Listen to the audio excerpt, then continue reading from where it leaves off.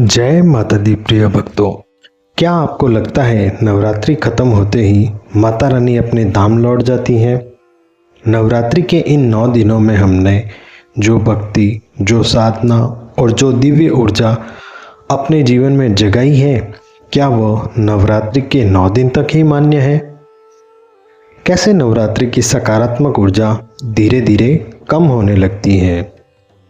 माता रानी की कृपा पूरे वर्ष हमारे परिवार पर बनी रह सकती है यदि नवरात्रि समाप्त होते ही कुछ गलतियों को न किया जाए तो। आज के इस वीडियो में हम जानेंगे नवरात्रि के बाद कौन से कार्य अवश्य करने चाहिए और कौन से कार्य जो भूल कर भी नहीं करने चाहिए। वीडियो को अंत तक जरूर देखें। यदि जानकारी पसंद आए तो वीडियो को लाइक एंड शेयर करें और चैनल को सब्सक्राइब करके बेल आइकन दबा दें। कमेंट में जय माता दी जरूर लिखें। चलिए अब माता रानी के जय घोष के साथ शुरू करते हैं आज का वीडियो। जय माता दी। बहुत से लोगों के मन में यह प्रश्न आता है कि नवरात्रि समाप्त होने के बाद क्या माता रानी अपने धाम वापस चली जाती हैं? सनातन परंपरा के अनुसार माता कहीं नहीं जाती। वे अपने भक्तों के हृदय में, उनके घर के मंदिर में और उनकी श्रद्धा में सदैव सूक्ष्म रूप से विराजमान रहती है। नवरात्रि केवल 9 दिनों का उत्सव नहीं, बल्कि अपने जीवन को सात्विक और अनुशासित बनाने का एक अवसर है। यदि हम उसी भावनाओं को आगे बनाए रखें तो माता रानी की कृपा निरंतर बनी रहती है। अब जानते हैं कि नवरात्रि के बाद सबसे पहले क्या करना चाहिए।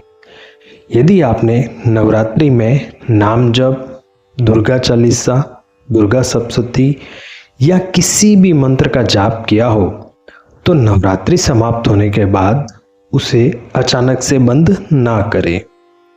प्रतिदिन 1, 3, 5, 7, 11, 21 या 108 बार उस मंत्र का जाप यथासंभव करने का प्रयास करें। नियमित जाप और ध्यान से मन शांत रहता है और घर में सकारात्मक वातावरण बना रहता है और साधना का क्रम भी नहीं टूटता। यदि आपने अखंड ज्योति जलाई तो उसे जबरदस्ती बुझाने का प्रयास ना करें।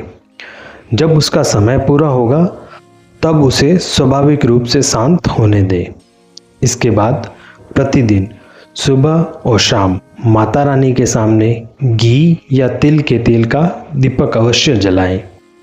दीपक केवल प्रकाश नहीं देता, बल्कि हमारे भीतर की अज्ञानता को भी दूर करने का प्रतीक माना जाता है। यदि आपने घट स्थापना की थी तो कलश का जल अत्यंत पवित्र माना जाता है। इस जल को आम के पत्तों या किसी स्वच्छ फूल की सहायता से पूरे घर में मुख्य द्वार, रसोई, पूजा स्थान, तिजोरी और आंगन में छिड़के। यह शुभता और पवित्रता का प्रतीक माना जाता है। इसके बाद बचा हुआ जल परिवार के सदस्य श्रद्धापूर्वक प्रसाद के रूप में ग्रहण कर सकते हैं। नवरात्रि में माता रानी को अर्पित चुंदरी, सिंदूर, चूड़ियाँ, अन्य श्रृंगार की सामग्री साधारण वस्तुएं नहीं मानी जाती। घर की महिलाएं इन्हें प्रसाद स्वरूप श्रद्धा से धारण कर सकती है। इसे माता रानी के आशीर्वाद और शुभता का प्रतीक माना जाता है। नवरात्रि समाप्त होने का अर्थ यह नहीं है कि पूजा समाप्त हो गई। यदि समय कम हो तो भी प्रतिदिन सुबह और शाम माता रानी की आरती अवश्य करें।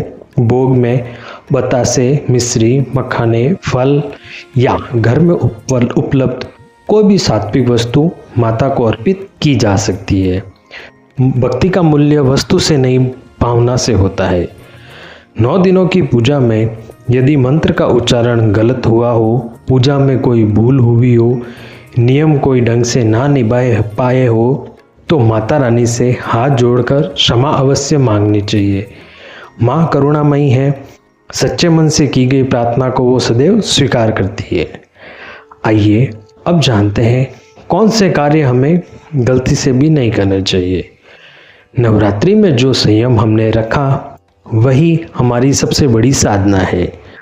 यदि छोटी छोटी बातों पर क्रोध करना शुरू कर देंगे तो मन की शांति धीरे धीरे समाप्त होने लगती है। अपनी वाणी में मधुरता रखें और परिवार के साथ प्रेम पूर्वक व्यवहार करें। व्रत समाप्त होते ही अत्यधिक तला भुना, बहुत अधिक मसालेदार और गरिष्ठ भोजन या अन्य तामसिक आहार लेने में जल्दबाजी ना करें। कुछ दिन तक सात्विक भोजन जारी रखने का प्रयास करें। इससे शरीर और मन दोनों संतुलित रहते हैं। सनातन धर्म में प्रत्येक नारी में देवी शक्ति का स्वरूप माना गया है। नवरात्रि के बाद भी नारी के प्रति सम्मान का भाव बनाए रखे, यही देवी की सच्ची उपासना है। हवन की भस्म, पूजा के सूखे हुए फूल, जौ, खेतरी, इन सब को श्रद्धा के साथ विसर्जित करें। इन्हें कदापि कूड़े में फेंकना उचित नहीं माना जाता है। भस्म को तिलक के रूप में लगाया जा सकता है। सूखी सामग्री को किसी पवित्र स्थान या पेड़ की जड़ में सम्मानपूर्वक रखा जा सकता है।